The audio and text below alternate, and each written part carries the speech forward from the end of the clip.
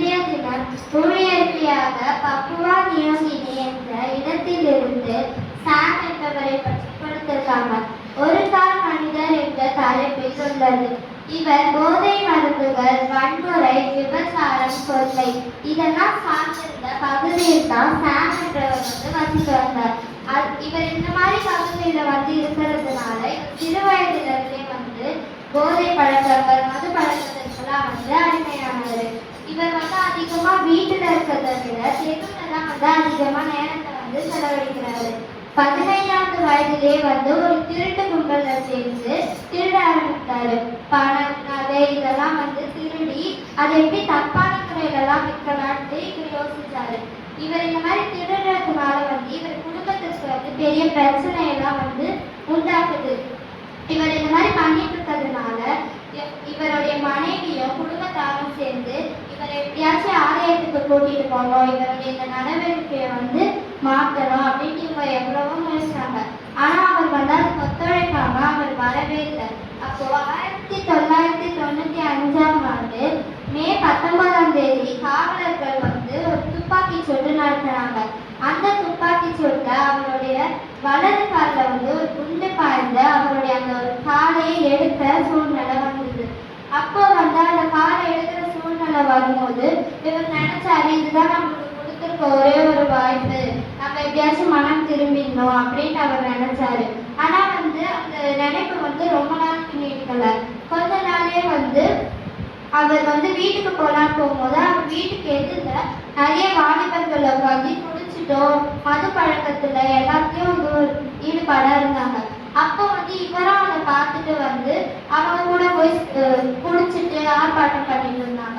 அப்போ அன்னைக்கு ஒரு நாள் காலையில 3 மணி அளவுல அதிகமா குடிச்சிட்டு செம்ம போதையில அவர் படுத்துட்டு பாட்டு கேட்டிருந்தாரு. அந்த பாட்டுல ஒரு வரி வந்தது. அந்த வரி என்னன்னா, ஜீசஸ் டேக் தட் வெல்ட்டு அந்த ஒரு வரி வந்தது.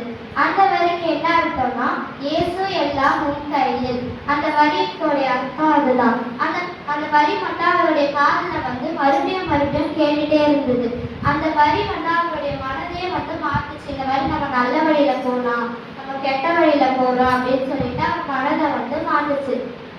அப்போ நம்ம இந்த மாதிரி மனம் மாறினதையோ இந்த மாதிரி நம்மளுக்கு ஆனதையும் நம்ம வீட்டுல யார்கிட்டயும் சொல்ல வேணாம் அப்படின்னு இவர் நினைச்சாரு. அந்த வாரம் வெள்ளிக்கிழமை அவருக்கு ஒரு குரல் கேட்டது. என்ன குரல்னா, நாளை ஆலயத்திற்கு சென்று ஒரு குரல் கேட்டது. அவர் அதுவும் எதுவுமே பண்ணாம சரி நாளைக்கு போய்தான் பார்ப்போம் ஆலயத்துக்கு அப்படின்னு சொல்லிட்டு நம்ம நாளைக்கு ஆலயத்துக்கு போறது யாருக்கும் தெரிய வேணாம் அப்படின்னு நினைச்சாரு. அதே மாதிரி ஓய்வு நாள் காலையில சாதாரணமா எழுந்து எப்பவுமே சாதாரணமா எழுந்து அவர் வெளில கிளம்புற மாதிரி சாதாரண உடைய போட்டுக்கிட்டு ஆலயத்துக்கு போடுற ட்ரெஸ்ஸை தனியா எடுத்துட்டு அவர் ஆலயத்துக்கு போக ஆரம்பிச்சிட்டாரு. ஆலயத்துக்கு போயிட்டு ஆலயத்துக்கு போடுற ட்ரெஸ்ஸை போட்டுக்கிட்டு அவர் உள்ள போயிட்டாரு. அந்த ஓய்வு நாள் 2013ஆம் ஆண்டு நவம்பர் 25ஆம் தேதி.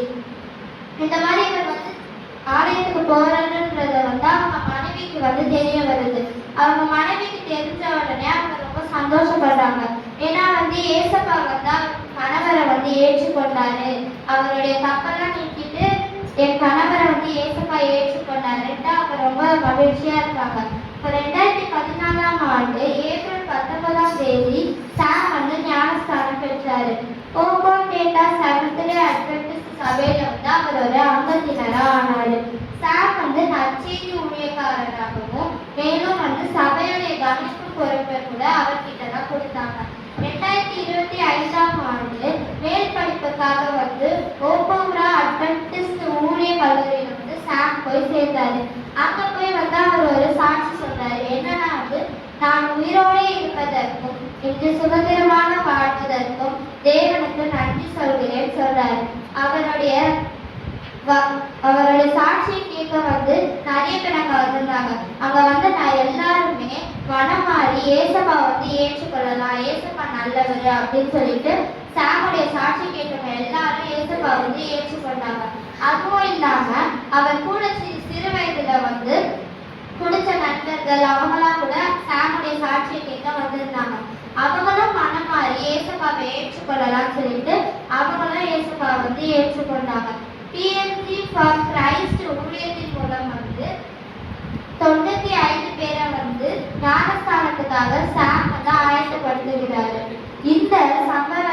முதலாக இதே நாள் மார்ச் 28ஆம் தேதி 2025ஆம் அன்று அட்வென்டிஸ்ட் ரெக்கார்ட் என்ற நியூஸ் பேப்பரில் டோன் பெஹல்கர் என்றவர் எழுதியிருக்கிறார். இந்த காலாண்டுக்கான 13ஆம் வார காணிக்கையானது ஒரு பகுதி அட்வென்டிஸ்ட் ஊழிய கல்லூரிக்கு பயன்படும் என்று சொல்கிறார்கள். அதனால் எல்லாரும் உதாரணமாக சொல்லுங்கள். நன்றி. அழகாக எடுத்துக்கொண்ட இப்பொழுது இயற்கை செய்தி எர்வின் ரிப்பீஸ்.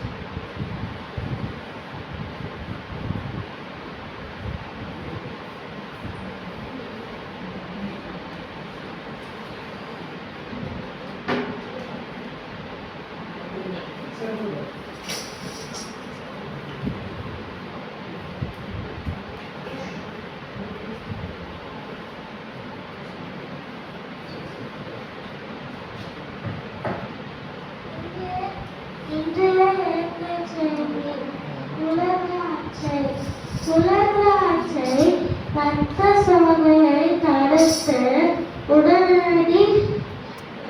உடலுக்கு தேவையான உடனடி ஆற்றலை அளிக்கிறது.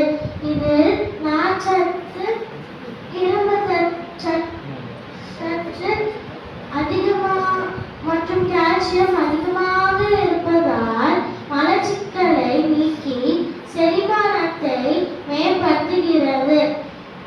எலும்புகள் மற்றும் பருக்களின் ஆரோக்கியத்தை பாதுகாத்து இதய நலனையும் மேம்படுத்துகிறது. எப்படி சாப்பிடுவது? 10-15 உலகளாட்சியை நீரில் ஊற வைத்து மறுநாள் காலை வெறும் வயிற்றில் குடித்தால் அதிக பலம் தரும்.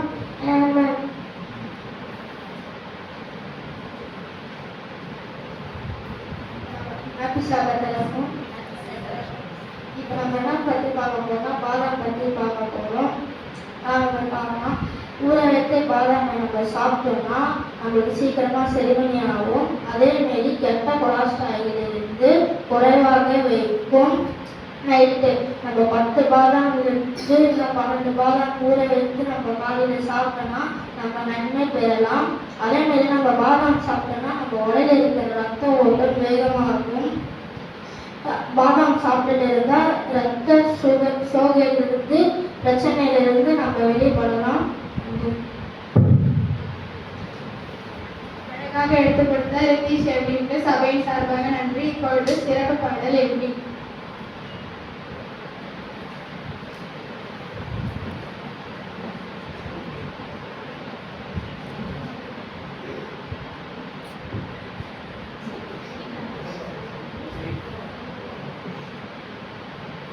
Yes.